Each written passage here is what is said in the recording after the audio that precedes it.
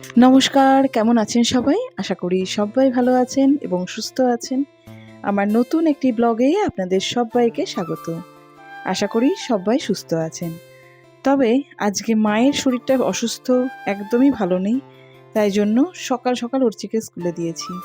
এটা হচ্ছে আমাদের বাড়ি থেকে বেরিয়ে কিছু দূরের রাস্তা, মানে বেরিয়ে ধরুন এটা 2-3 মিনিটের রাস্তা। এখানটা ওই দূরে দেখুন নীল রঙে যেটা দেখা যাচ্ছে ওটা একটা অফিস, আর রাইট সাইডে এটা হচ্ছে স্কুল। পাশাপাশি এখানে প্রচুর স্কুল আছে, আর এগুলো হচ্ছে তার আশেপাশে রাস্তা। আজকে সকাল সকাল যাচ্ছি চিত্তরঞ্জন, কারণ কি মায়ের শরীরটা, বাবার শরীর মায়ের শরীর দুজনেরই শরীর প্রচণ্ড খারাপ। 2-3 দিন ধরে বাবা তো খুবই ঘুমাচ্ছিল, কালকে বিকালবেলা থেকে একটু উঠছে, কিন্তু মায়ের আবার কালকে সন্ধ্যেবেলা থেকে ভীষণ জ্বর। তো অর্চিকে স্কুলে দিলাম, স্কুলে দিয়ে তারপরে এসে মানে 5-7 মিনিটও দেরি করিনি, ওই ঘরটাকে একটু পরিষ্কার করে নিলাম, মোছামুছি করে নিলাম। এবার বেরিয়ে গেছি চিত্তরঞ্জন, ওদের সাথে দেখা করব, আর কি কেমন আছে শরীর কি না একটুখানি দেখি গিয়ে। না হলে এত তাড়াতাড়ি আমি চিত্তরঞ্জন যাই না, কিন্তু ওদের শরীর এতটাই খারাপ যে সারাদিন মনটা খুব ছটফট করছে।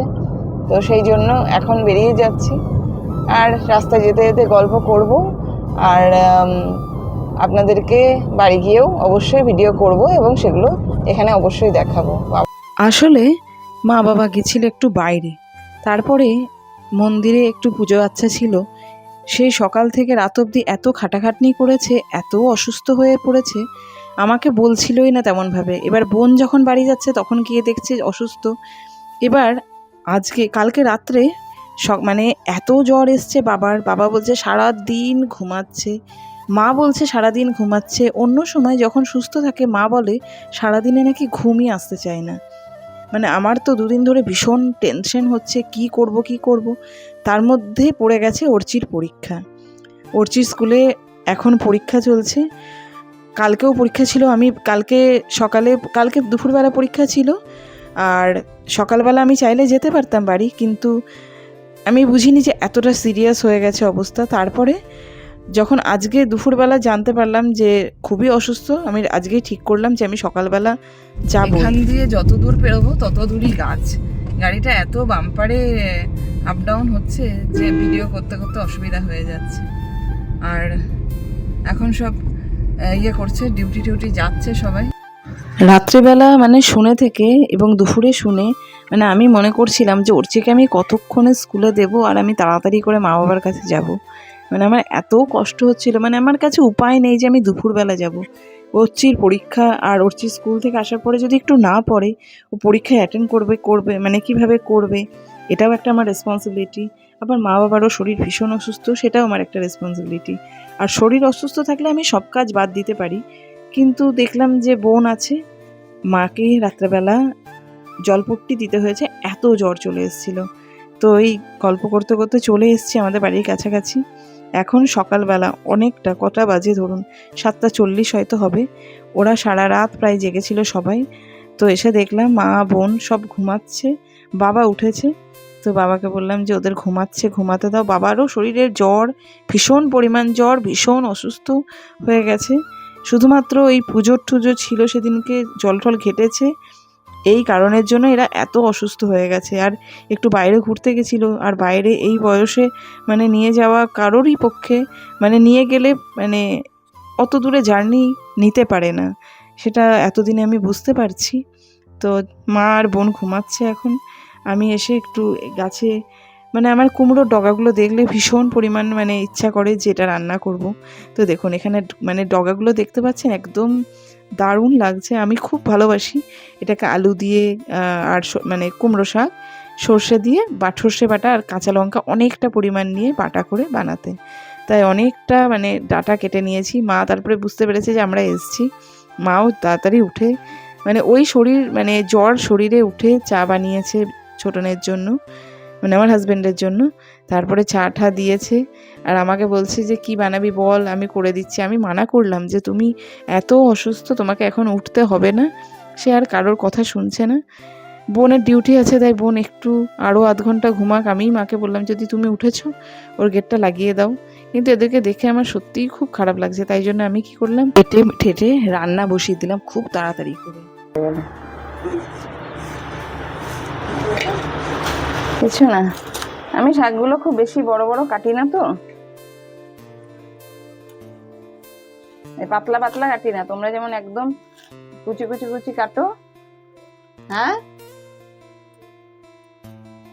আচ্ছা আচ্ছা, থাকো। কি করতে গেছো ওদিকে? ওহো, একটা মাছি কি ডিস্টার্ব করছে।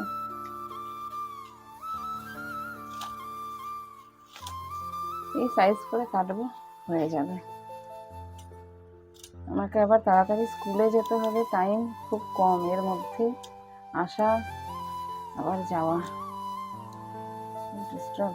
এখনই আমি এটা কেটে নিচ্ছি, কারণ কি এখন যদি না করি আমাকে, এখন স্কুল 11:30টায় ছুটি, এখন আমাকে রান্না করতে হবে, তারপরে রান্না করে আবার আমাকে স্কুলের আগে পৌঁছাতে হবে অর্চিকে নিতে। আর দেখুন, যে বাচ্চা মানে মা বাবার ছেলে নেই, তাদের মেয়ে, দুটোই মেয়ে, আমরা দুই বোন, তো তাদের কিন্তু মেয়েদেরই দায়িত্ব।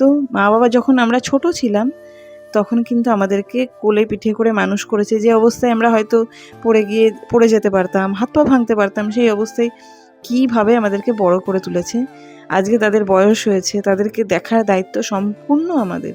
তাদের অসুস্থতার সময়, আমি যখন অসুস্থ হই বা হয়েছি আগে, আমার মা আমার কাছে থেকে কত যে আমাকে সাহায্য করেছে, বিশেষ করুন আমি এমন অবস্থা হয়েছিল, আমি সেই ঘটনা কখনো পরে বলবো, আমি হাত দিয়েও কিছু কাজ করতে পারছিলাম না, সেগুলো পর্যন্ত আমার মা করে দিয়ে এসছে, আমার বাবা করে দিয়ে এসছে। দিনগুলো কি ভুলে গেলে চলবে বলুন? চলে এসো, খেয়ে নাও।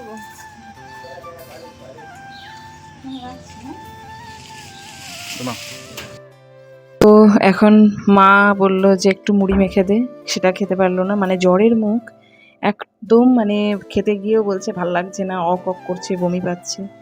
বাবাকেও তাও কি করলাম, বাবাকে একটু মুড়িটা মিক্সির মধ্যে একবার ঘুরিয়ে গুঁড়ো করে সেই মুড়িটা একটু নুন আর একটু চিনি আর একটু জল দিয়ে মাখিয়ে দিলাম। এখন বাবাদের কয়েকটা ডকুমেন্টসের দরকার আছে, সেটাও আমাকে বললো যে একটু পারবি প্রিন্ট আউট করে দিতে। এই টাইমের মধ্যে আমি কুমড়ো শাক বসিয়েছি, তারপরে ভাত করেছি, আবার এখন যাচ্ছি ডকুমেন্টসটা প্রিন্ট আউট করবো। ভয়ঙ্কর গরমও লাগছে আমাদের, তবুও করতেই হবে, এর মধ্যেই কষ্ট করেও করছি, কারণ কি এটা আমাদের দায়িত্ব, এটা আমাদের কর্তব্য। মা বাবার কষ্ট হচ্ছে, করতেই হবে। এখন এই দোকানে এসছি, এই যে জায়গাটা দেখছেন এর আশেপাশে একটা জায়গা আছে যেখানে আমি টিউশন পড়তে আসতাম, গ্র্যাজুয়েশনের সময়। তো এইখান থেকে প্রিন্ট আউটটা করলাম, এখন যাব বাড়ি। সামনের দোকানে কিছু কিছু জিনিস নেওয়ার ছিল, সেটাও এখানে নিয়ে নিলাম। আশেপাশে এখন না যেখানে এসছি, এখন আমরা যে বাড়িটায় এসছি কোয়ার্টার, ওটা একটা কোয়ার্টার। তো এই কোয়ার্টারটা আমরা আগে ছিলাম না, আমরা ছিলাম রেল কলোনিতে। তো সেখান থেকে ওই জায়গাগুলো এখন যেহেতু পেরিয়ে গেছে টাইম, তো সেই জন্য ওখানটা ছেড়ে আমাদের চলে আসতে হয়েছে এই কোয়ার্টারগুলোতে। তো কোয়ার্টারে এসে এখন মাকে বললাম, তুমি একটু শাড়ি পরো, একটু সুস্থ হয়ে দাঁড়াও, আমরা এক্ষুনি বাড়ি চলে যাব। তো তারপরেও আমার হাজব্যান্ড ছোটন বারবার বলছিল মা বাবাকে যে একটা কাজ করুন না, আমাদের সাথে চলুন, আমাদের কাছে 2 দিন চলুন, গিয়ে সুস্থ হবেন, তারপরে আসবেন। সেই মা বাবা কোনো রকমই শুনছে না, না যাব না, এখন আমরা গেলে তোমার এই বাচ্চাটা জ্বর চলে আসবে, জ্বর লেগে যাবে। তবুও জোর করেই যাচ্ছিলাম। তারপরে মাকে কোনো রকমে রাজি করলাম যে হ্যাঁ একবার চলো, কিচ্ছু হবে না।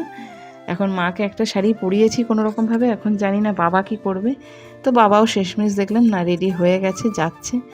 বোন এখন ঘরে থাকবে, কারণ বোনের এখন ডিউটি আছে, ও নার্সের ডিউটি করে। তো বোন যাবে আরও 1 ঘন্টা পর। তো আমাদেরকে বললো যে মা আর বাবার শরীর এত অসুস্থ, তুই একটা কাজ কর, মা বাবাকে গাড়ি করেই নিয়ে চলে যা। এখন গাড়ি করে যে যাবে, তার আগে কি করেছে, ঘরের মধ্যে যত জিনিসপত্র, মা সেই খেতে পারেনি এতদিন ধরে, ঘরের মধ্যে আম পেকে পেকে পড়ে আছে, তরকারি প্রচুর পরিমাণে। এবার ওরা যদি যায়, ঘরের মধ্যে সব জিনিস নষ্ট হবে। এবার সব মা কি করলো, ব্যাগের মধ্যে ওই শরীরেই ব্যাগে ভরলো, ভরে আমি এখন গাড়ির ডিকিতে লোড করলাম, এরপরে বাড়ি যাব। তো বলুন, মা বাবার শরীর অসুস্থ হলে কোনো মেয়ে বা কোনো ছেলে কি স্থির থাকতে পারে? আমরাও পারিনি। এখন বোন গাড়ির মধ্যে উঠিয়ে দিতে আসছে, এরপরে বাড়ি যাব। হয়তো একটু দূরে দূরে রাখবো ওর চিকে, ওর কারণ ওর পরীক্ষা চলছে। ও যদি এই মানে দেখুন জ্বরটা মানে ভাইরাসের মতো ব্যাপার, তো এই ভাইরাল ফিভারটা মানে যদি লেগে যায় তাহলে আমার খুব টেনশন যে ওর চির পরীক্ষায় কী হবে। এই একটা চিন্তা নিয়ে আমার সব সময় টেনশন হয় পরীক্ষার আগেগুলোতে। আর এই সময় এমন বর্ষাকাল শুরু হয়ে গেছে, বৃষ্টি পড়ছে, বৃষ্টি হবেই হবে, কিচ্ছু করার না। বাবাকে নিয়ে বাড়ি চলে এসেছি, এবার ওনাদেরকে সুস্থ করব, ভালো করে একদম সুস্থ করে তুলবো, তারপরে মা বাবাকে আবার দেখাবো। এই ভিডিওটা কেমন লাগলো অবশ্যই জানাবেন, ভালো লাগলে like comment share and subscribe করে দেবেন। সবাই সুস্থ থাকবেন, থ্যাংক ইউ।